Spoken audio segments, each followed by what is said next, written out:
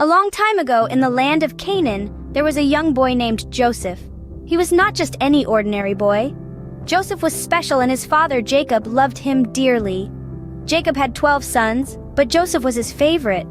He even made Joseph a beautiful, multicolored coat, a symbol of his deep affection. But this favoritism was not without consequence. It stirred up a storm of jealousy among Joseph's brothers. They couldn't understand why their father favored Joseph so much, and this envy began to eat at them day by day. In addition to this, Joseph had a unique gift. He could see and interpret dreams, which were often symbolic and prophetic. One day, he shared his dreams with his brothers. He dreamt that their sheaves of grain bowed down to his sheaf in the field, and that the sun, moon, and 11 stars were bowing down to him. These dreams suggested that one day, Joseph would rule over his brothers, adding fuel to the already blazing fire of their envy. Driven by their jealousy and anger, the brothers made a drastic decision. They sold Joseph into slavery to a passing caravan of traders heading to Egypt. To cover up their deed, they dipped Joseph's favorite coat in goat's blood and presented it to their father. They let Jacob believe that a ferocious animal had devoured his beloved son. In Egypt, Joseph was sold to Potiphar, an officer of Pharaoh. Despite being in a foreign land and under harsh circumstances, Joseph did not lose hope.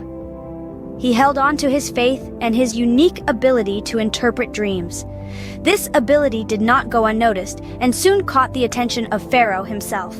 When none of his wise men could interpret his troubling dreams, the Pharaoh turned to Joseph. Joseph interpreted Pharaoh's dreams as 7 years of plentiful harvests followed by 7 years of severe famine. Impressed by Joseph's wisdom and insight, Pharaoh appointed him as the governor of Egypt. Joseph's primary task was to store surplus grain during the years of plenty to be used during the years of famine.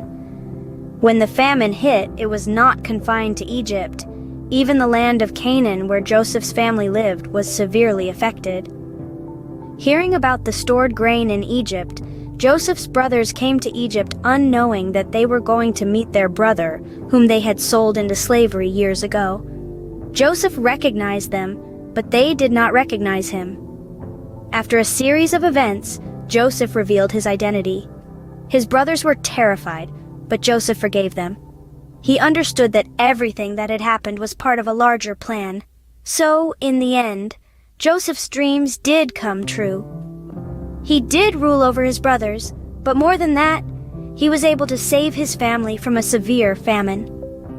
Despite all the hardships, Joseph's faith and his ability to interpret dreams stood unwavering. And that, my friends, is the tale of Joseph the Dreamer. Despite all the hardships, Joseph's dreams did come true, and he was able to save his family from famine. In the land of Egypt, a baby boy was born during a time of great danger. His name was Moses, and he was born into a world where his very existence was a threat to the powerful Pharaoh. You see, the Pharaoh was afraid of the Hebrews who were growing in number and strength. So he ordered a terrible decree. All newborn Hebrew boys were to be killed. But Moses' mother loved her son dearly and would not let him be taken from her. She had a plan to save his life. She crafted a small basket, a tiny ark of bulrushes, waterproofed with bitumen and pitch. Into this cradle, she placed her precious son, trusting his life to the currents of the Nile River. Moses' sister Miriam watched from the reeds as the basket bobbed along the river, carrying her little brother towards an uncertain future. And then, something extraordinary happened. The Pharaoh's own daughter, bathing by the river, spotted the basket. Her heart was moved with compassion when she saw the crying baby inside. She knew he was a Hebrew child, but she didn't care. She decided then and there to protect him. And so, Moses, a simple Hebrew baby, was taken into the heart of the Pharaoh's palace. He was raised as an Egyptian, growing up amidst the splendor and luxury of the royal household. His mother, who was brought in to nurse him, must have whispered in his ear about his true heritage and the God of their ancestors. Over time, Moses grew into a man of strength and courage. He never forgot who he was or where he came from. And though he was raised in a palace, his heart was always with his people. This extraordinary journey of a simple Hebrew baby is just the beginning of the story of Moses, a man who would go on to lead his people out of slavery and into freedom. And that's how Moses, a simple Hebrew baby, grew up in the palace of the Pharaoh. One day, while Moses was taking care of sheep, he saw something extraordinary. Out in the wilderness, where the air is clear and the noise of the world is distant, a sight caught Moses' attention. A bush was ablaze. Flames leapt and danced. But here's where it gets unusual. The bush wasn't burning up. It was on fire, yet it remained unscathed, untouched by the flames. Imagine Moses' surprise. Even in the wilderness, where the unexpected often becomes the norm, this was something else entirely. He must have rubbed his eyes, maybe even pinched himself, but the sight before him remained the same. A bush, a flame yet unburned. Then from the midst of the fire, a voice echoed. It was deep and resonant, a voice like no other. It was God speaking directly to Moses from the heart of the burning bush. It's not every day you hear the voice of the divine, let alone from a bush that refuses to be consumed by fire. God had a mission for Moses. He asked him to do something big, something scary. He asked Moses to go to Egypt and free the Hebrews from slavery. Now, that's not an everyday request, is it? Moses, understandably, was reluctant. Who wouldn't be? It was a huge task, one filled with danger and uncertainty. But God, in his infinite wisdom and compassion, knew Moses' fears. He assured Moses that he wouldn't be alone. He promised to be with him every step of the way, guiding him, supporting him, giving him the strength he needed. Still, Moses had doubts.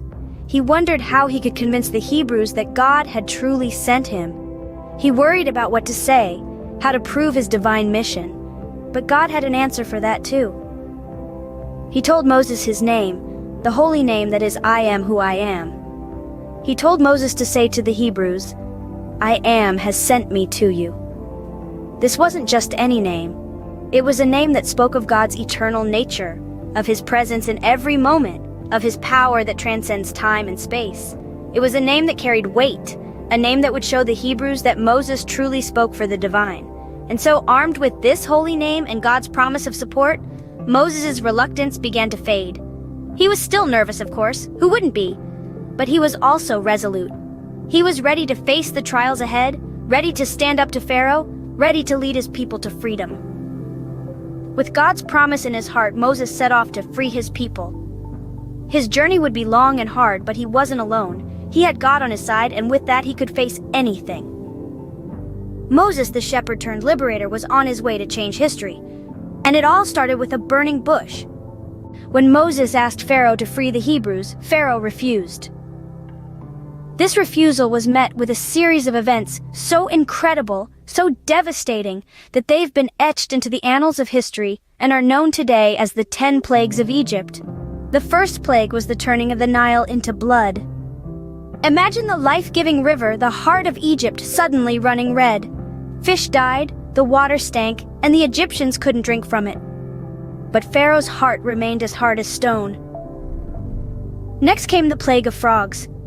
These weren't your everyday pond frogs. These were frogs that swarmed into houses, bedrooms, onto beds, into ovens and kneading bowls.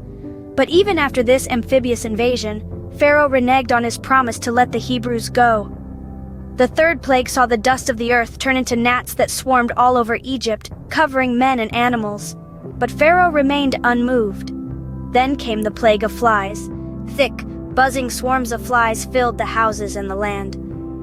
Pharaoh promised freedom to the Hebrews, but when the flies were gone, he changed his mind. The fifth plague was a pestilence that struck down the livestock of the Egyptians. Cattle, horses, donkeys, camels, sheep, and goats all fell to this deadly disease. But still, Pharaoh's heart was unyielding. The sixth plague brought boils upon man and beast. These were not ordinary boils, but painful sores that broke out all over their bodies. Yet Pharaoh's resolve did not break. The seventh plague was a storm of hail such as Egypt had never seen before. It ruined the crops and broke every tree in the fields. But even this couldn't shake Pharaoh's resolve. The eighth plague was a swarm of locusts, which ate whatever the hail had left. They filled the houses and darkened the land. Once again, Pharaoh promised to let the Hebrews go, but when the locusts were gone, he changed his mind. The ninth plague was a darkness that could be felt, a darkness so thick that the Egyptians couldn't see each other or leave their places for 3 days. But even in this darkness, Pharaoh's heart remained hardened. Then came the 10th and final plague, the death of the firstborn. At midnight, every firstborn in Egypt, from the firstborn of Pharaoh to the firstborn of the captive in the dungeon, and all the firstborn of the cattle, died. This was the most devastating of all plagues, a heart-wrenching blow that finally made Pharaoh yield. Each of these plagues was a demonstration of God's power, a signal to Pharaoh and his people that the God of the Hebrews was not to be trifled with. They were also a test of Pharaoh's pride and stubbornness, showing how far he was willing to go to keep the Hebrews in bondage. But with the 10th plague, the unimaginable happened. Pharaoh's own son was taken, and the ruler of Egypt was brought to his knees. He finally understood the severity of his actions and the sheer power of the God he was defying. This marked a turning point in the story. Pharaoh, in his grief and fear, ordered Moses to take the Hebrews and go. The Hebrew people, who had been enslaved for generations, were finally free. They left Egypt with their flocks and herds, their dough without yeast, and with the blessing of the Egyptians, who urged them to leave quickly. With the 10th plague, Pharaoh finally understood that he couldn't stand against God's will. This was a hard-earned, painful lesson, but it marked the beginning of a new chapter for the Hebrew people, a chapter of freedom and hope. As the Hebrews were leaving Egypt, Pharaoh changed his mind one last time. It was a decision that would seal his fate and that of his mighty army. Perhaps it was pride, perhaps it was anger, or perhaps it was simply the loss of a vast workforce. Whatever the reason, Pharaoh decided to pursue the Hebrews, to bring them back under the yoke of his rule. With chariots and horsemen, Pharaoh's army was a fearsome sight. The dust from their wheels filled the sky, and the thunderous noise of their approach echoed throughout the land. Fear gripped the hearts of the Hebrews. They found themselves trapped. On one side, the relentless pursuit of the Pharaoh's army, and on the other, the vast expanse of the Red Sea. The sea, while beautiful to behold, was a formidable barrier. There were no boats or bridges. The Hebrews were cornered, with no means of escape. But in that moment of despair, something extraordinary happened. Moses, the man chosen by God to lead the Hebrews out of Egypt, did not falter. He stood firm, his faith unwavering. He raised his staff towards the heavens and cried out to God. And then, the impossible became possible. The Red Sea, an insurmountable obstacle, began to part. It was as if an invisible hand was pushing the waters aside, creating a path where there was none before. Walls of water rose on either side, held in place by a force beyond comprehension. The seabed, once hidden beneath the waves, was laid bare. It was a path of salvation, a path to freedom. The Hebrews, with a mixture of awe and fear, began to cross. With each step, they moved further from the clutches of Pharaoh and closer to their freedom. They walked on dry land, flanked by towering walls of water, an experience no human had ever had before. Meanwhile, the Egyptian army, stunned by what they were witnessing, hesitated. But Pharaoh, driven by his obsession to reclaim his slaves, ordered his army to follow. Into the path between the walls of water they charged, their chariots rumbling over the seabed. But their pursuit was short-lived. As the last of the Hebrews stepped onto the far shore, the walls of water began to waver. Moses, once again raising his staff, signaled the end of the miracle. The walls of water collapsed, rushing back into their natural course with a roar that shook the earth. The Egyptian soldiers, caught in the torrent, were swept away. Pharaoh's powerful army, the pride of Egypt, was no more. The Hebrews, safe on the other side, watched in awe as the sea returned to its tranquil state, the turmoil of moments ago seemingly just a dream. But it was real. They had witnessed the power of God, a power that had delivered them from the mightiest ruler of their time. They turned away from the sea, away from Egypt, and towards their future. Their journey was far from over. They had a long way to go, a new land to find, a new life to build. But they were no longer slaves. They were free. And so, against all odds, the Hebrews were free, and they began their journey to the land that God had promised them.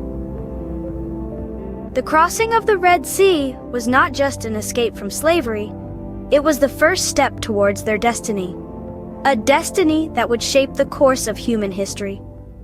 Have you ever wondered how an entire sea could part in two? Picture this: Moses, a humble shepherd turned leader, guiding a multitude of Israelites out of Egypt. They had been trapped in a life of hardship and servitude, but hope was on the horizon. Their journey, however, was far from easy. As they neared the Red Sea, they found themselves between a rock and a hard place. Pharaoh's mighty army was hot on their trail, and before them, the Red Sea spread out, vast and seemingly impassable. Can you imagine the fear that must have gripped their hearts? The uncertainty, the anticipation? But Moses, their leader, held firm. He had faith. With the Israelites at his back and the sea in front, Moses did something extraordinary. He raised his staff high into the air, and then a miracle unfolded. The sea, once a barrier, parted in two, revealing a path of dry ground that stretched from one shore to the other.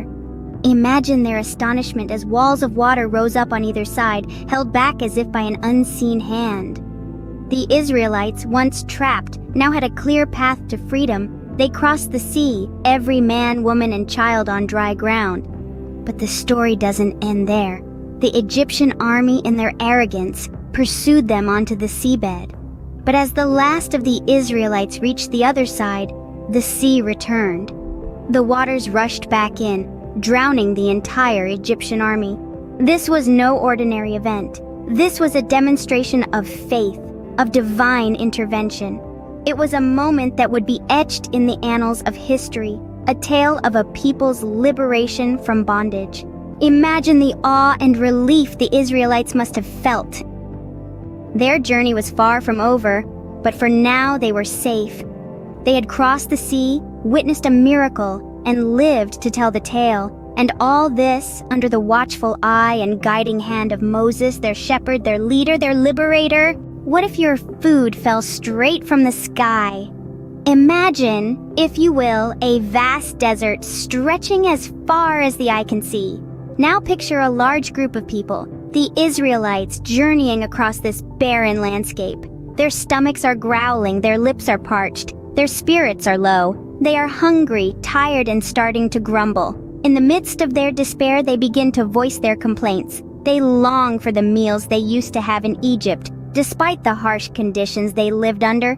They question their leaders, Moses and Aaron, doubting the promise of a land flowing with milk and honey. Now, let's shift our gaze upwards towards the heavens.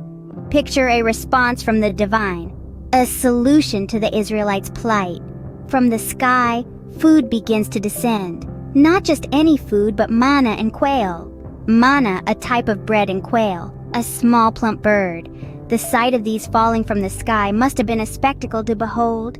The Israelites must have been amazed, their eyes wide with surprise and their mouths watering at the sight of this heavenly feast. Every morning, like clockwork, the manna would appear. It was described as small, round, and white, like frost on the ground. The Israelites would gather it, grind it, and bake it into loaves. It was said to taste like honey wafers, a sweet and satisfying meal to start the day. In the evening, flocks of quail would cover the camp. The people would catch these birds and prepare them for a hearty dinner. A divine delivery service, providing sustenance for the hungry travelers in the middle of a desert. This wasn't just a one-time occurrence. No, this was a daily provision. Every day for 40 years, God provided manna and quail for the Israelites, a constant reminder of his care and provision for his people, even in the most challenging circumstances. Wouldn't it be exciting to find your dinner waiting for you outside every morning? Indeed, the story of manna and quail from heaven is a testament to the extraordinary ways in which help can come, even in the most unlikely of places. What if you were asked to explore a land flowing with milk and honey? Picture this. Moses, the leader of the Israelites, sends 12 spies to tour Canaan, a land promised to them by God himself.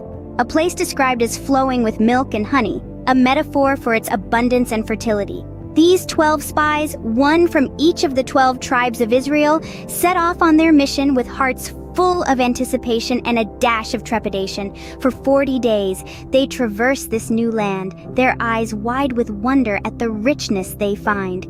They see vineyards filled with the largest grapes they've ever seen, fields rippling with golden wheat, and olive groves stretching as far as the eye can see. But along with the abundance, they also encounter the inhabitants of Canaan, and they are intimidating to say the least. The Canaanites are strong and numerous, their cities fortified and vast. The spies feel like grasshoppers before them. Upon their return, 10 of the spies report to Moses and the people, their voices quivering with fear.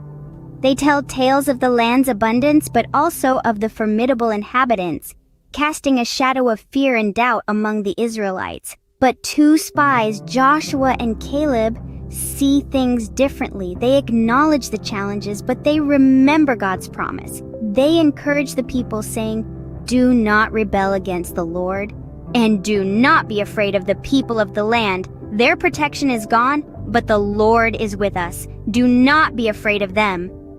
In the midst of fear, Joshua and Caleb choose to trust in God's promise. They show courage, not because they are unafraid, but because they choose to move forward despite their fear. They believe in a promise, a vision of a land flowing with milk and honey, a place for their people to call home. So always remember, even in the face of giants, trust and courage can lead the way. What would you do if your donkey started to talk? Imagine this, you're Balaam, happily riding your donkey on a journey. Suddenly the donkey veers off the path. You're frustrated, but then it happens again and again. You're upset, but you don't understand why your usually obedient donkey is acting so strange. Then, in the midst of your frustration, the unbelievable happens. Your donkey turns around and starts to talk. She tells you she's been seeing an angel blocking the path, an angel you can't see. You're stunned, of course. A talking donkey?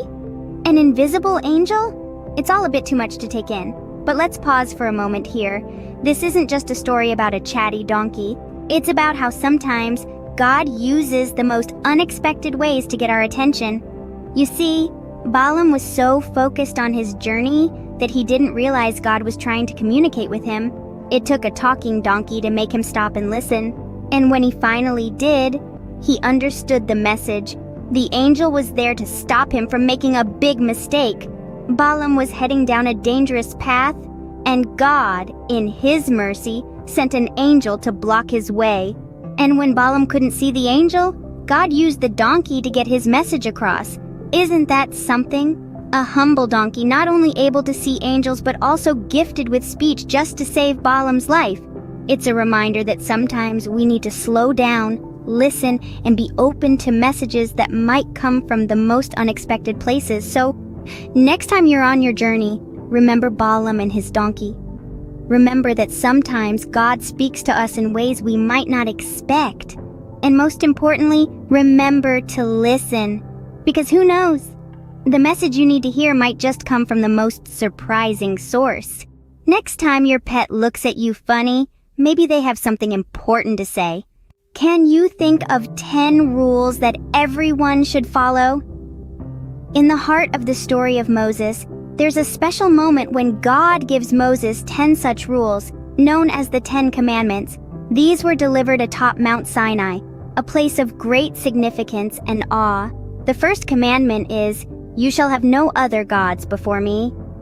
This means that we should always put God first in our lives. It's like when you're playing a team sport and everyone must focus on working together rather than seeking individual glory.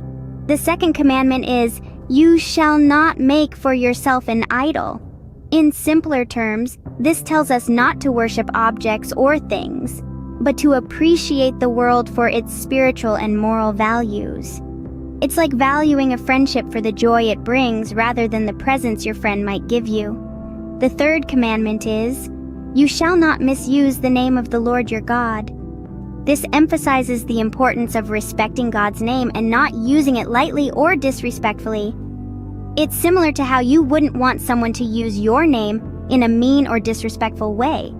The fourth commandment is, "Remember the Sabbath day to keep it holy." This means setting aside one day a week for rest and reflection, a pause from our busy lives. It's like taking a deep breath after a long run. Then comes the fifth commandment, "Honor your father and your mother." This means respecting our parents and their wisdom. It's like listening to the coach's advice during a game because they have more experience. The sixth commandment is, "You shall not murder." This one is pretty straightforward. It emphasizes the value of life and our duty to protect and respect it. It's like knowing that it's wrong to harm others, even in anger. The seventh commandment is, "You shall not commit adultery." This commandment talks about the importance of being faithful and honest in our relationships. It's like keeping a promise to a friend, always being there for them. The eighth commandment is, "You shall not steal." This tells us to respect other people's belongings. It's like knowing you shouldn't take your friend's toy without asking. The ninth commandment is, "You shall not bear false witness against your neighbor." In other words, always tell the truth. It's like being honest when your mom asks who ate the last cookie. And finally, the 10th commandment is, "You shall not covet." This means we should be content with what we have and not desire what others have. It's like being happy with the toys you have rather than wanting your friend's toys. These 10 simple rules can guide us to be kind and respectful to each other. They serve as a reminder to treat each other well and appreciate the world around us. What do you think it would be like to see the land you've dreamed of, but not be able to enter it? Imagine standing atop a high mountain, your eyes scanning the horizon, and there it is, the Promised Land. This was the view that greeted Moses from Mount Nebo. Moses, a humble shepherd turned leader, had guided his people through the wilderness for 40 long years. He had been their rock in times of doubt, their beacon of hope in times of despair. A man of unwavering faith, he had led them through trials and tribulations, always with the vision of the Promised Land in his heart. Yet, as he stood there on Mount Nebo, he knew he would not set foot in the land flowing with milk and honey.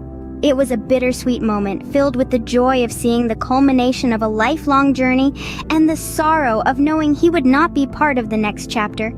But Moses wasn't a man to wallow in self-pity. Instead, he turned his attention to Joshua, his faithful companion, and the man chosen to lead the people into the Promised Land.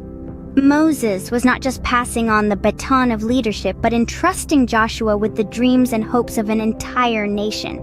His last act was a testament to his selflessness and his faith in God's plan. Even in his final moments, Moses was a leader, ensuring his people were in good hands and their journey would continue. As the sun set, casting a golden glow over the Promised Land, Moses closed his eyes for the last time. His journey had come to an end, but his legacy lived on. His faith, his leadership, and his unwavering commitment to his people were an inspiration to all who knew his story. Moses may not have entered the Promised Land, but his journey and leadership are remembered to this day. His story serves as a reminder that sometimes the journey is just as important as the destination.